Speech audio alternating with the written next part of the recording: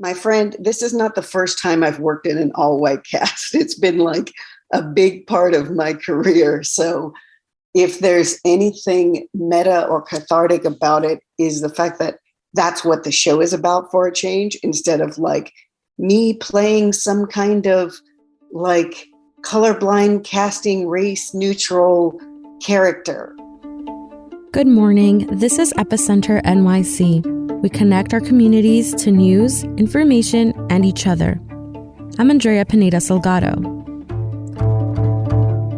Last summer, thanks to a grant from the Knight Lenfest Local News Transformation Fund, we spoke to award-winning actor April Matthis about how she coped with the changes brought on by COVID-19 and what she thinks the future of theater in New York City looks like. Now, a year later, a lot has changed. For starters, April is back on the stage, currently starring in Help at the Shed. Help is a new play by author and poet Claudia Rankine.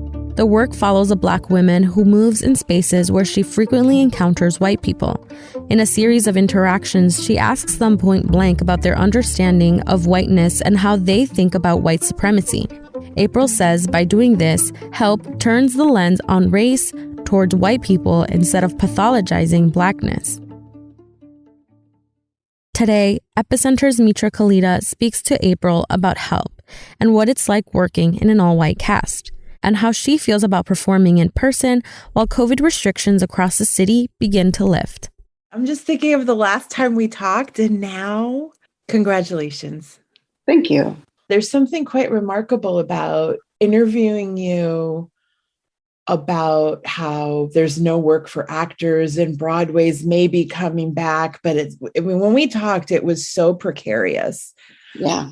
And then on Sunday night to see you commanding the room, like I was really overcome. I guess I'm also just wondering how that return has been for you. It's funny how, like, really what I've been missing this entire time that you can't duplicate is that relationship with the audience. That's just, you can't do that on Zoom, can't do that on a set. This is the most like live performance I've done in, what is it, almost 3 years now?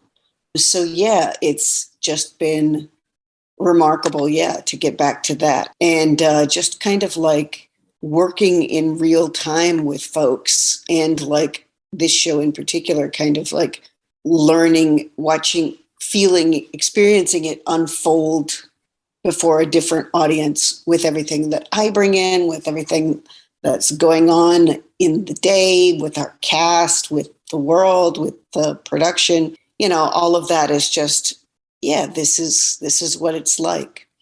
So just to zoom out for listeners, I'm wondering if in your words, you can tell me what Help is about. Help is about a Black woman who moves in spaces where she frequently encounters white people, particularly white men. And the play is her, I guess, odyssey through actually engaging these white people that she encounters, particularly in these kinds of liminal spaces like airports and flights, to ask them point blank about their understanding of whiteness and how they think about white supremacy and white dominance. Just kind of turning the lens on race toward white people instead of pathologizing Blackness. And notably, it's by playwright Claudia Rankine, who is an amazing poet, and she's a Yale professor, and kind of weaves in, if I'm not mistaken, she weaves in her own experience, right, along the way. Yes. This is based on a New York Times article she wrote about asking white men about their privilege, and has since expanded to include white women in the conversation. April, what drew you to Help? Actually, I did read it back in 2019, and I was a huge fan of Claudia Rankine's Citizen and American Lyric, and just fascinated by her writing and, by extension, her mind, and how she thinks about race and how she talks about race in this country as in America's original sin and the elephant in the room of slavery. And also in the context of being someone who has proximity to whiteness. There's something really fascinating about where she sits in that conversation that feels germane to my own experience. And when I found out that this was happening, I was like, okay, if I'm not in it, definitely want to see it. And, there was something really provocative about like, okay, here's one Black woman on stage with a sea of white people. And at the time it was, as far as I know, all cis male white folks. And just visually, there was something really, really provocative and perverse about that I was like, ooh, and it's at the Shed, and what? There's like movement? What? So just formally, something like that was fascinating to me. What's it like working with so many white people? Has there been anything meta about that experience? What's funny about this question is, my friend, this is not the first time I've worked in an all-white cast. It's been like a big part of my career. So if there's anything meta or cathartic about it, is the fact that that's what the show is about for a change, instead of like me playing some kind of colorblind casting race neutral character. If you look at my resume over the past 20 years, like, yeah, being in a room full of white people is not new to me. But having this play be about that was really exciting to me. And, I could talk about, like, there was a lot of thought and care with the production about how to navigate that space. And there was a lot of attention paid to making it a safe/brave space for all of us. And I will say that that's something that like everyone in the production was keenly aware of. Yeah. Do you feel like this play centers whiteness? Do you feel like it centers Blackness? I mean, how would you talk about that interplay among races as it works out? Yeah, we've had a lot of conversations around marketing too about, does this play center whiteness? I challenge that framing of it because I'm literally in the center of the marketing. I'm literally the one who speaks the most on stage. This is a Black woman's words and thoughts and mind and gaze. And that's why I said yes. That being said, I think at the beginning, there was a lot of attention paid to making sure that I felt safe and supported, which I appreciated. But what we came to realize in the room is that that did not mean that the white folks in the room needed to be silent. In fact, quite the contrary. There was some stuff that people were hitting up against that needed to be voiced in the room. And I think there was a sense in the beginning of the process of, let us not take up too much space as white folks, and let's make sure that April has room. And, I had all the room. I had like a football field. I was running back and forth, doing donuts, cartwheels. And I mean, in all candor, we did lose an actor who was part of the original white cast, who, for personal reasons, decided to bow out of the show. And that kind of opened something up in the cast where I think it kind of opened up the room in a new way. And I think the white people felt more permission to talk about what the work was bringing up for them in a more candid way. I don't know if you recall, but we talked about this last time in terms of, have things changed? Will things change? And that was still at the height of the pandemic, right? Mm-hmm. I guess I'm just wondering, given the experience that you're in the middle of right now, what would your response to that be now? Have things changed? I guess it depends on what you look at. I'd say coming back to a full production, new work theatrical process, I've noticed some changes in like diversity, equity, inclusion, like the language we use. I think the last production I did in 2019, I don't know if we went around and introduced our pronouns, if we use any particular pronouns. We definitely did not do a land acknowledgement like we did this time. And there was no intimacy coordinator like we had this time. What's an intimacy coordinator? Well, that I think depends on who you ask as far as like what the job description is, because in this capacity, our intimacy coordinator not only worked in the way that I'm familiar with of like helping us to choreograph scenes of physical intimacy or emotional intimacy among characters, like, you know, something like love scenes or things like that. But this person was also in the room to talk about like, yeah, more the emotional intimacy of addressing race in this piece. And that's what she was here for mostly. And we had several sessions that, to me, I could describe them best as close to like group therapy. I hope that doesn't misrepresent what that experience was, but that's what it felt like to me. Just a chance to like, we called them community workshops, where we kind of level set like how we want to speak to each other in the room, what community guidelines are, what priorities were important to people, what boundaries were important to people. And that was a big part of the process. Yeah, that's so interesting. Just on the play itself, I think the newsworthiness of it, you know, when I was there, I was struck that the minute you said, you know, Black women on the Supreme Court, the crowd sort of responds to that. They're cheering. On the other hand, I guess we could look at the last few years and ask the question, when have Black women not been at the center of the news cycle, right? It feels like we definitely are acknowledging this much. I just wondered if that has been intentional in the show, right? Was there the Supreme Court line before? Is it just that this stuff kind of is happening as you're in it in real time?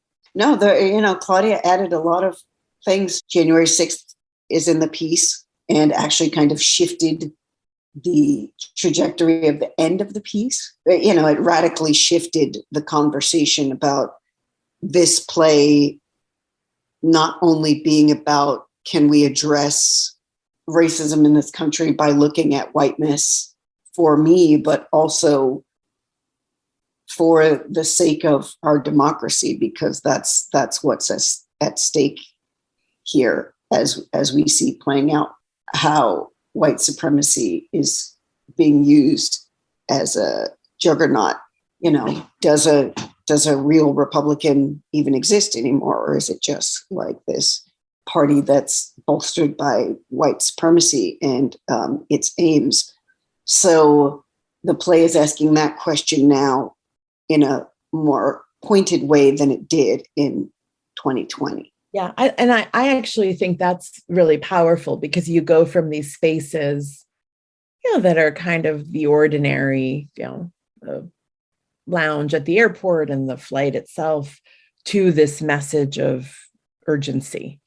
Mm-hmm. And it connects it really well, right? And that I think is you know, one of the things I definitely took away, especially in this midterm election year.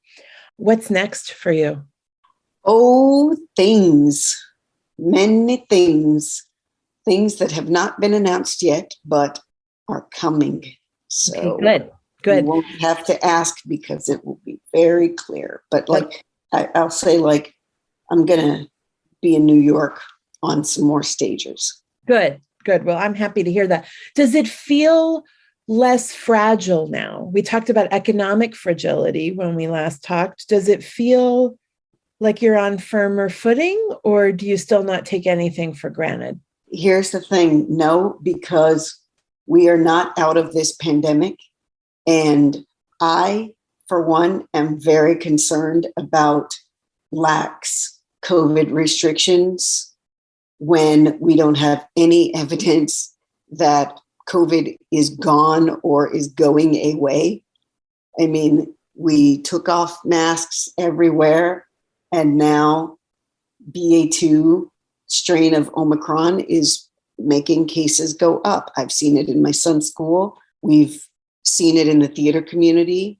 Like, I have to be very careful about who I see and how I see people after the show. You know, we have understudies in case we lose actors. And I will say that I am not ready for an unmasked audience. I don't think it's safe. I don't think it's safe to let go of vaccine requirements in crowded theaters. So yeah, no, I'm not. COVID is still around. And as long as COVID is still around and active, I'm not going to act like it's not. And I'm not going to feel a false sense of security that it's not around. And I can't think of it as, oh, well, now that I'm vaxxed and boosted, it'll just be like a light cold and, you know, we have to learn to live with it. No, because that's one person's experience. There's still the possibility of transmitting it to someone who's immunocompromised. That's more people than you realize. I think that's a really important point. And I'm glad, because I haven't yet heard an actor's perspective on some of these regulations. So I can't see a show without thinking about that. And I'm grateful for the perspective.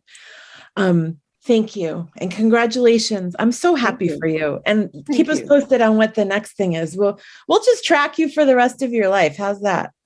I'll try to keep it interesting for you. Okay. You so far you've succeeded. Thank you, April. Thanks. Take care. Take care. You can see Help at the Shed in Hudson Yards until April 10th. There are just a handful of tickets left, so make sure to grab them soon. We've linked to the schedule in our show notes. But keep in mind, we're not out of this pandemic yet, so whether you're going to see Help or another show, be respectful of the COVID guidelines and wear your mask.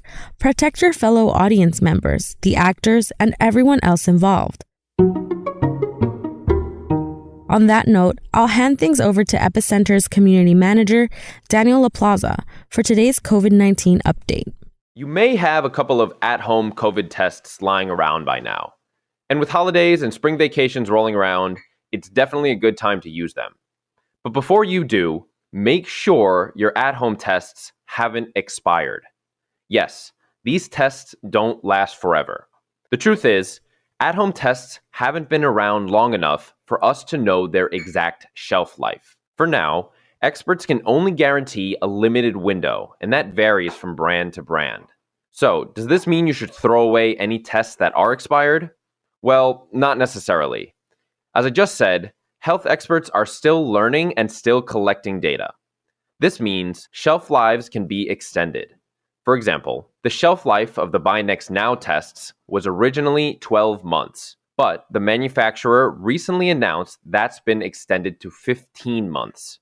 So, before you throw away any tests, look for announcements of extended shelf lives. Make sure to compare that window with the date of manufacture that's printed on your at-home test. If you can't figure out how to find the current shelf life of your particular at-home test, let us know. We'll help you figure it out if your test is still safe to use. And if your test is expired, there are lots of places around New York City to get new ones for free, like your local library. We're also handing them out at our pop-up vaccination and testing site in Queens Village, while supplies last. If you have any problems getting a test for yourself, please reach out to us at 917-818-2690. I'm also always here if you have any questions about COVID-19 in New York City. For more ways to get involved in your community, visit us at epicenter-nyc.com. That's all for today. Thanks for listening. And thanks for supporting us as we do our best to support our community. We couldn't do it without you. And if you're not already a member, sign up today by using the link in our show notes. Our intro music is All the Pretty Horses by Karavika. You can find more of their music on their website, linked to in our podcast description.